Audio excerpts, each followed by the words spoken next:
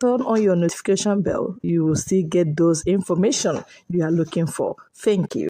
You lied on second Niger bridge. Achebe to the federal government. The Obi of Onitsha, Professor Nnameka Achebe, has said the presidency distorted facts on his position on the second Niger bridge in response to former President Olusegun Obasanjo's endorsement of the presidential candidate of the Labour Party for the 2022 elections. Of course, it is no longer news that the former President Olusegun Obasanjo has publicly endorsed the candidacy of the Labour Party, the presidential candidate of the Labour Party, Mr. Peter Obi. Yes. And there has been reactions. Of course, it's expected that people will react, particularly the political Diabanese. They have been reacting. The ruling party reacted. The federal government reacted. So there have been reactions upon reactions. And in their desperate bid to hold on to power, those who, the political Diabanese in the Armored Personnel Career Party, yes, they said the APC, they've tried to undermine the truth. And this time around, they make reference to the second Niger bridge. Yes, Shehu, the man that said it's Garaba Shehu Malam. Garaba Shehu is speaking on behalf of Buhari. And he said, when Obasanjo sought re-election for his second term in office, he returned to the site of the second Niger bridge to turn the sword for the second time, and that when the Obi of Onitsha reminded him that he had done this in the past, the former president told Professor Achebe that he was a liar in the presence of the chiefs. Yes, said he was a liar. Said the former president told Professor Achebe that he was a liar. But in a statement by his chief of staff, Chinyelugo Anyong, Achebe said he was involved involved in any sword turning ceremony for the bridge during the first tenure of Obasanjo, and therefore could not have engaged in any altercation with the then president. In his words, I quote, His Majesty Nnameka Achebe, CFR, MNI, Obi of Onitsha, by his position as traditional and natural ruler, should normally not engage publicly in the high level of discourse on affairs of state between two of our highly respected national leaders, President Muhammadu Buhari, GCFR, and former President Olusegun Obasanjo, GCFR. However, the palace deems it absolutely necessary to ensure that public statements relating to our monarch are factually correct.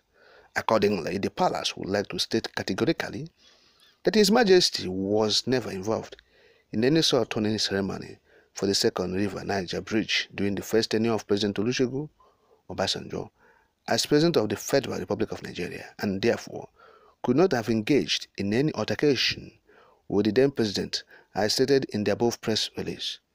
The only involvement of His Majesty with President Obasanjo regarding the second River Niger Bridge was at the very tail end of his second term as President during a low-keyed flag-off of the project when His Majesty prayed that the succeeding administration would construct the bridge expeditiously. Onitsha people will continue to express their utmost gratitude to President Buhari and his government for successfully constructing the magnificent bridge. End of quote. So I just quoted Igwe Nnameka Achebe, the professor, His Majesty, Professor Nnameka Achebe. And so that is it. So the Garaba Shehu is a liar from the pit of hell. Yes, what he's trying to do is to put the former President Obasanjo with the people of the Southeast. Look at government. Government is causing confusion. Government is carrying propaganda directly now from the presidency. How can one be saying these kind of things? Igwe Nnameka Achebe said this thing never happened, but the presidency said it, that this thing happened. Now you have known that these people are liars. Known liars. Igwe Achebe will not be lying. This thing never happened. But what do they want to achieve? Because Obasanjo have endorsed Peter Obi, and now they said Obasanjo called Achebe a liar in the presence of his chiefs. What brought about this argument of calling someone liar in the presence of his chiefs? What's that? To undermine what? You see, their desperation to hold on to power, they can do anything. For those people who are from the southeast, who are in this armored personnel career, we are sorry for you. Who are projecting someone who says it's a miloko to continue from where the Mbuari, the calamity stopped.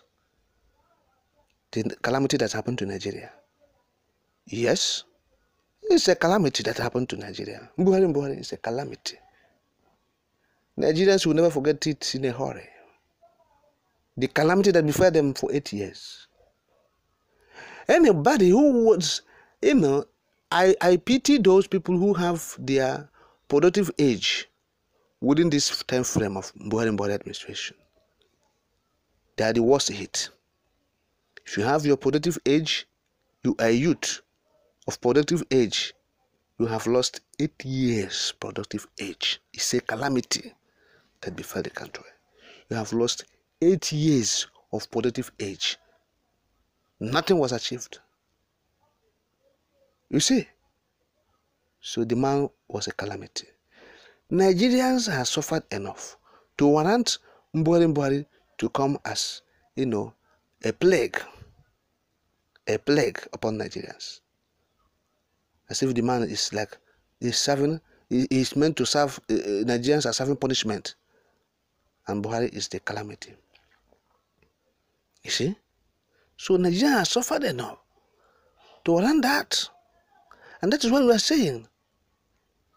Are we sure that another calamity is not coming again? That's why it is important to understand the reason of the world, to understand the times we are in. What Onyendu is leading and saying, let us all come together and move out.